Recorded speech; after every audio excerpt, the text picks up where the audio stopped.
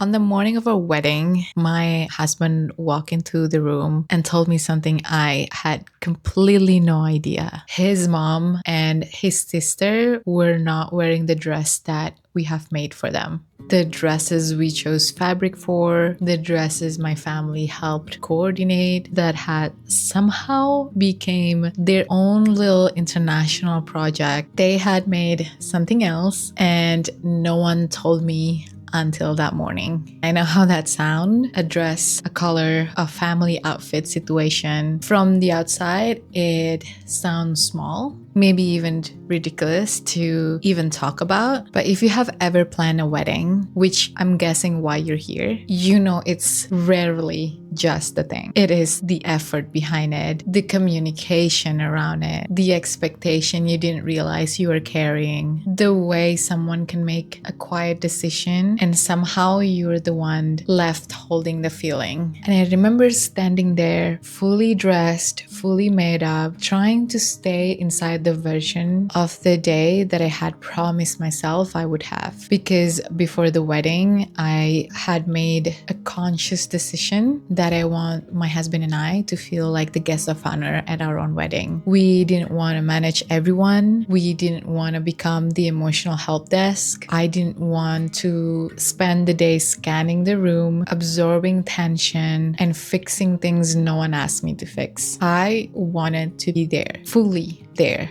And then this happened. And the part that I kept replaying is not even the dress. It's those few seconds after I found out. Because in those few seconds, I could feel two versions of myself. One wanted to be gracious. Another one wanted to say, are you freaking serious right now? And the whole day was still moving around me. People were still getting ready. The timelines was still happening. The version of the day that I had dreamed of was still waiting for me. I had to decide very quickly whether this one thing was going to become the thing that I remembered. So this is what this episode is about. Not how to have a perfect wedding day, which I don't think that exists, sadly. This is about what happened when something goes off script and how you can find your way back before the day moves on without you. Welcome back to the heart experiment. In the weeks before the wedding, I kept thinking about this one phrase, guest of honor. I don't know where it came from. I don't know exactly when it came to me. I don't think I wrote it down. It was more like this small internal commitment between my husband and I. I want us to feel like the guests of honor at our own wedding because I know myself, I know my husband. I know how quickly I can become the person monitoring the emotional temperature of the room. I know how quickly I can notice who look uncomfortable, who seems quiet, who might be disappointed, who needs help or needs emotional cushioning. I knew if I wasn't careful, I could spend my entire wedding day being useful, helpful, attentive, considerate, and somehow completely absent from my own life. That scared me a little because weddings ask so much out of you before the day even arrives. You make decisions, you send messages, you manage the details, you absorb people's opinion, you carry the budget, you think about logistics, you think about feelings, you think about whether someone will be offended by something they never told you they cared about. After months of that, it is very easy to arrive at the wedding day still in management mode, still waiting for the next thing to need you. I did not want that. I wanted to look at my husband and actually see him. I wanted to listen to the music. I wanted to remember what the air felt like. I wanted to laugh without even worry that things are on time. I want to be in the room, not floating above it. So I made practical decisions. I wasn't going to check my phone during the getting ready in the morning. I was going to eat something real for breakfast. I was going to trust the people we hired. If something logistical went sideways, it did not need to come through me. My attention belonged to me and to my husband. I was so stubborn and I fully insisting that nothing and no one can ruin the day for me. That morning, for a while, it felt like it. I felt calm. I felt grounded. Well, not perfectly calm. There's still like nerves. There was excitement. There was that strange, like buzzing feelings of realizing the day that you have talked about for so long is finally happening in real time. But underneath all of that, there was something steady. I remember thinking, I did the work. I know what I'm here for. I'm not giving this day away. And then, of course, life gave me a chance to prove that I meant it. So let me back up. The reason why this bothered me was not because I want everyone to look perfect. That was never the point. My husband and I had decided to have tailored outfits made for our immediate families. Both sides, same fabric, same color family, coordinated but not identical. And for the women, I really wanted them to have autonomy over their own dress design. My mom, my sister, his mom, his sister. I didn't want to put everyone in some uniform that made them feel uncomfortable. I wanted to feel like themselves, beautiful, confident, included. That was the intention. And the intention was sweet. The execution was a lot, because once you involve different countries, different schedules, different preference, different languages, and different ideas of what formal means, a simple dress becomes a whole operation. There were design changes, there were conversations. There was a moment where my whole family had to help hunt down additional fabric because a change had been made to my mom-in-law's dress. The first version was not exactly right, so another dress had to be made. And I remember thinking, okay, we are figuring it out. This is what families do. This is what weddings do. They turn one detail into a tiny group project, and we handled it. We covered it, we made it work. By the time everyone arrived, the dresses were done. All that needed to happen was the fitting. My mother-in-law did her fitting. She asked if it was formal enough, and I said, as long as you feel comfortable, that is what matters. I meant that. She looked happy, she looked excited, so in my mind that box was checked. I thought, okay, we're good, one less thing. And then came the wedding morning. After the first look, my husband had came to me and told me that his mom and sister were wearing different dresses, not altered versions, not slightly adjusted versions, different dresses. Something they had made themselves, something in the same color family. So clearly there was an attempt to stay close to the plan, but still completely different dress. And the part that made my body react was not even the dress itself. It was the fact that no one had told us, not the day before, not when they had told the tailor to make new dress, not when they decided that the original were not going to work. I found out in the wedding morning as I waited for the guests to be seated. So then my mother-in-law came. She was smiling, she was excited, like she was relieved, like she had solved the problem, and she explained what happened. My sister-in-law's dress were not fitted properly during the fitting. They were part of her body that were showing where it's not supposed to be showing. They found another option, and she said that she didn't tell me because she didn't want me to worry. This is where the story get complicated, because I believed her. I believed that in her mind, not telling me was care. Maybe she thought, let me handle this quietly. Let me not stress the bride. Let me not add one more thing to her plate. And I can understand that. I can even appreciate the instinct behind it. But from where I was standing, being told on the wedding morning did not feel like protected. It felt like being removed from a decision that affected something that I had spent so much time and energy creating. It felt like being handed a feeling at the exact moment where I had no space to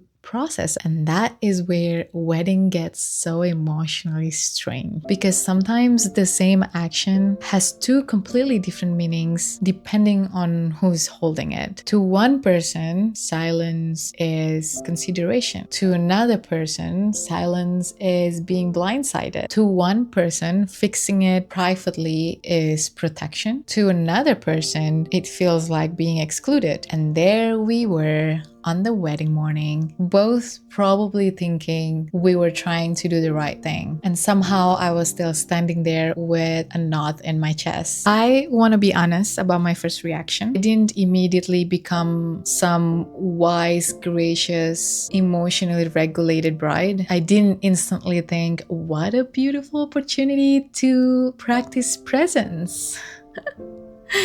No. There was a flash of anger, a little tightening of my body, that feeling of, why am I finding out now? There was a part of me that want to say, after everything, after the extra fabric, after the second dress, after all the effort to make sure that everyone felt good, this is how I found out. There was also this small, petty part of me that wanted to pull out every decision, every moment where I tried to be flexible, every moment where I had stepped back because I didn't want to control. I want to say that because I think sometimes when we tell stories after the fact, we clean ourselves up too much. We make ourselves to be more mature than we were in the room. But in that room, I was human. I was hurt. I was trying to make sense of the fact that somehow something small had touched something bigger, because it wasn't just a dress. It was the invisible labor behind the dress. It was the family coordination behind the dress. It was the way that I had cared about people feeling included. It was the way that I had tried to hold everyone's comfort and still create something cohesive. And suddenly, in the final hours, I was asked to absorb a decision I did not get to be part of. That is what made it sting. Could feel how easy it would be to pull on the thread, to ask more questions, to make a face, to bring my husband deeper into it, to let the room shift around my mood, to turn one single moment into a whole story. That is what spiraling does. It does not just stay with the facts. It starts collecting evidence. It starts building a case. It starts bringing in every old patterns, every old fear, every old family dynamic, and suddenly the dress is not the dress anymore. It is respect. It is communication. It is being considered. It is whether people understand what this day means to you. Maybe all of that deserves to be discussed at some point, but the wedding morning was not the time or space where I could untangle everything. The day was already moving, people were waiting, the ceremony was coming, our life was there. And I had to ask myself one question. Am I going to give this a whole day? Not, am I allowed to be upset? Because I was. Not, do my feelings matter? Because they did. The question was more specific. Does this need a whole day? And the answer was no. I remember pulling myself back to the original intention almost without trying. Maybe because I had spent so much time thinking about how I want my wedding day to feel like. Also, maybe because some part of me knew I needed a way out of the spiral, but the question that came up was simple. Why did we make her a dress in the first place? Not why did we choose the fabric, not how many things we had to fix, not who should have told whom. No. Why did we do it? The answer was actually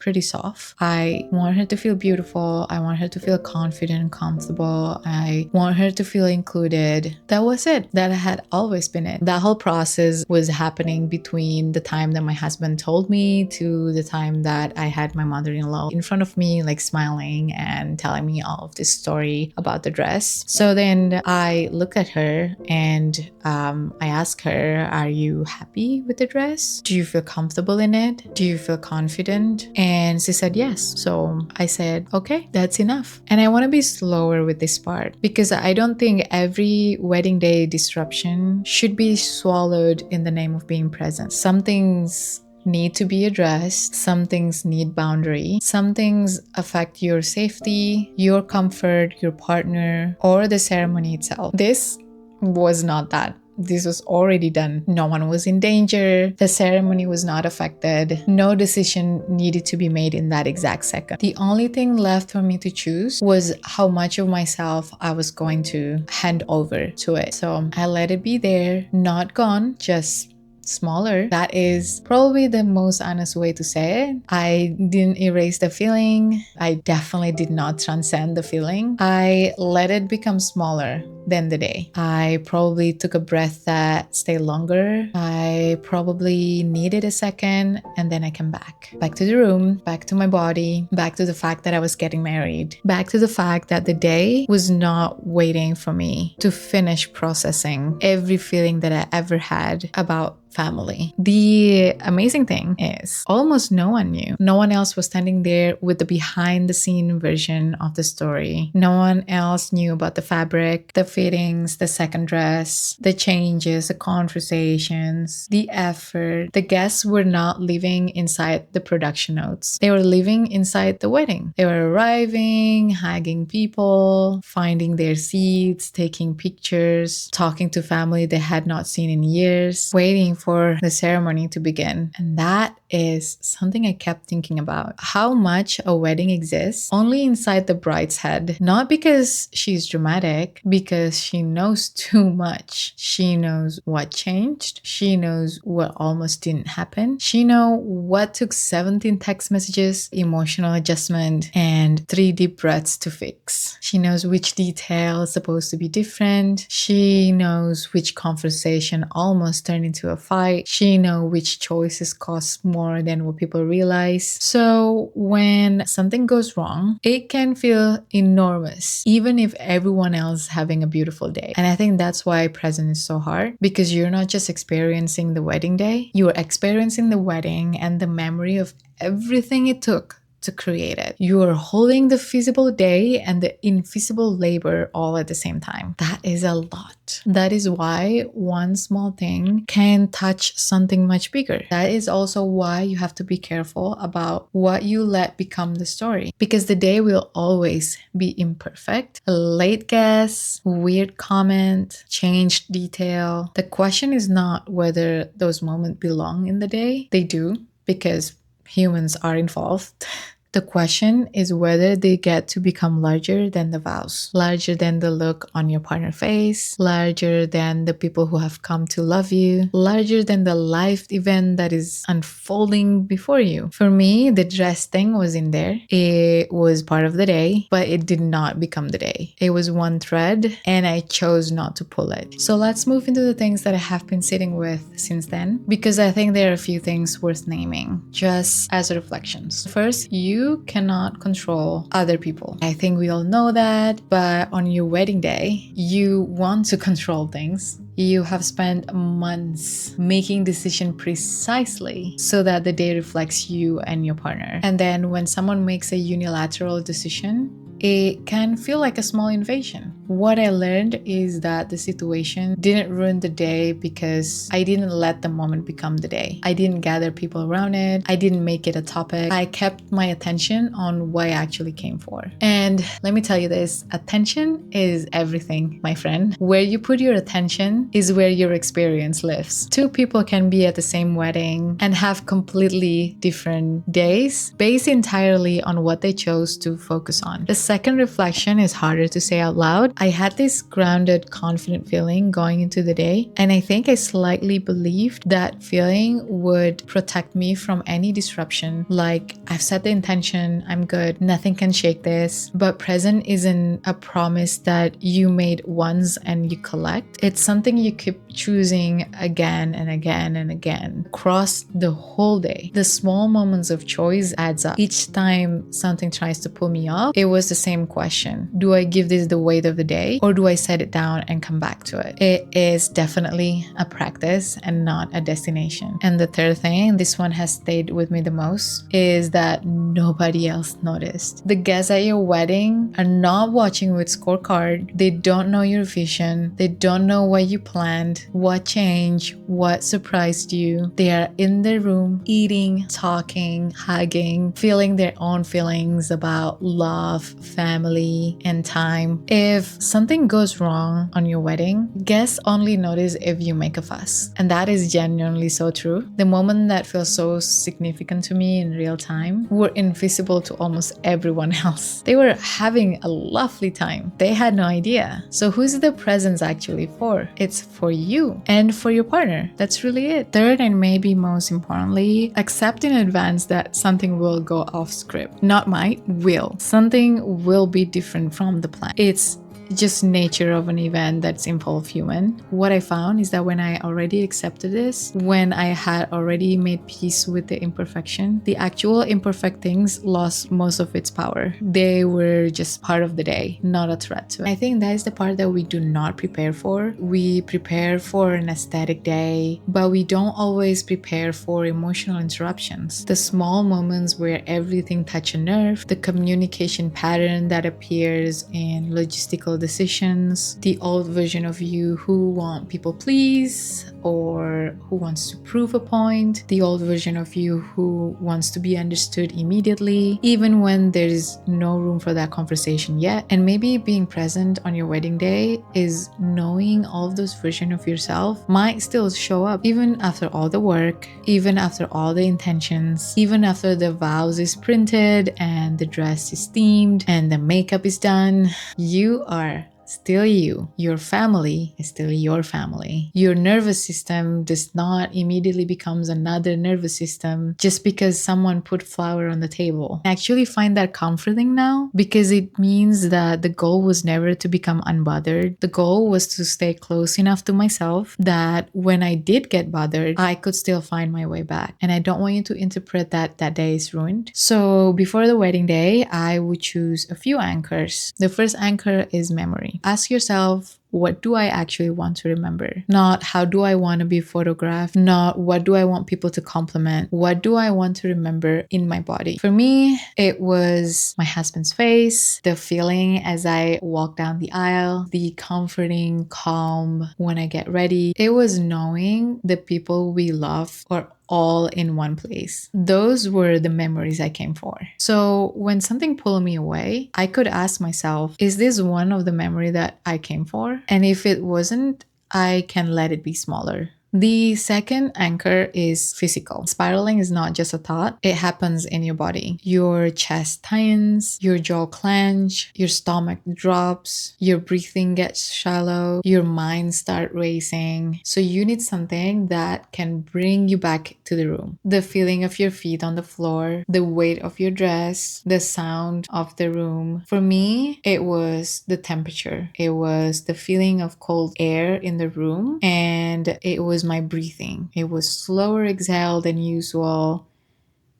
Nothing dramatic, just enough to remind my body that I'm here. This is real. I'm okay. This is happening. And the third anchor is permission. Give yourself permission before the day even starts for one thing to go wrong and not become the whole story. Because I think we secretly believe that if something goes wrong, we have to either fix it or pretend that we don't care. But there is another option. You can care and still not give it everything. You can be annoyed and still return to joy. You can notice the imperfection and still let the day be beautiful. You can say this matter, but it does not get to take over. That permission is important because if you wait until the moment happens, you might be too activated to choose clearly. But if you decide beforehand, then when the imperfect things arrives, you can recognize, okay, this is the thing. We knew something might happen. This is not the whole day. This is one moment inside the day. There is one question that I wish for you to ask yourself before the wedding. What am I most afraid of will pull me out of the moment? Actually name it. Is it your mom making a comment? Is it your partner being distracted? Is it your family not acting the way that you hope? Is it a vendor mistake? Is it rain? Is it someone not appreciating all the effort? Is it the fear that after all all of this, you still will not feel the way that you hope you would feel. Name it, not because naming it prevented, sometimes it doesn't. Name it because unnamed fears have a way of running the day from underneath it. And once you name it, you can decide what to do if that happens. Who needs to handle it? Does it need a boundary? Does it need a conversation later? Does it need to be delegated? Does it need 5 minutes? Or does it need to be set down? Being present doesn't mean everything gets excused. Presence doesn't mean you become endlessly accommodating. It doesn't mean abandoning yourself so everyone can have a good time. That is disappearance, not presence. Presence means you stay with yourself, you tell the truth internally, you do not gaslight yourself into pretending something didn't bother you, but you also don't hand the whole day to the first thing that hurt. I think that's what I kept learning about weddings. They do not pause your becoming, they refill it. All the growth that you have been doing, all the pattern that you have been trying to change, all the boundaries that you have been practicing, all the ways that you are learning to stay with yourself. They come with you. They walk into the getting ready room with you. They sit beside you as your makeup being touched up. They show up in the split second where you have to choose what kind of memory this become. And maybe that is why wedding feels emotional, because you're not just planning an event, you are meeting yourself inside a very important day. And sometimes you meet a version of you who is calm. Sometimes you meet a version of you who is hurt. Sometimes you meet a version of you who wants to control the room. Sometimes you meet a version of you who started being considerate. All of it belongs. The day does not ask you to become some perfectly graceful person. It asks you to stay true to yourself enough that when something happens, when someone surprises you, disappoint you, annoy you, pulls you out of the dream for a second, you can still find your way back. The dress thing was part of my wedding day, but it did not become my wedding day. And maybe that is the quiet work of being present, not pretending that nothing bothers you, not turning every feelings into a lesson, not forcing yourself to feel something before you're ready, just noticing the thread in your hand and deciding this one does not get pulled. So if you're planning your wedding right now, what is the thing that you're most afraid of that would pull you out of the moment? Let me know in the comment. I would love to know, and maybe give yourself permission for that to happen on your day. Make sure that you can come back to yourself again and again, as many times as you need it. I want to end with this. Your wedding day is not a performance. I know it can feel like one. There are people watching, there are expectations from every direction. But under all of that, it is just a day, a real, imperfect, irreplaceable day in your actual life. You are not a bride performing presence for an audience. You are a person choosing to fully live in something important. The process of becoming who you are, the growing, the shifting, the figuring it out, it doesn't pause for your wedding day. It's happening on your wedding day too. That moment is not separate from your life. It is your life. And that, honestly, is what I kept coming back to. The day mattered, and it didn't have to be perfect to matter. Thanks for checking in. I will talk to you again next week.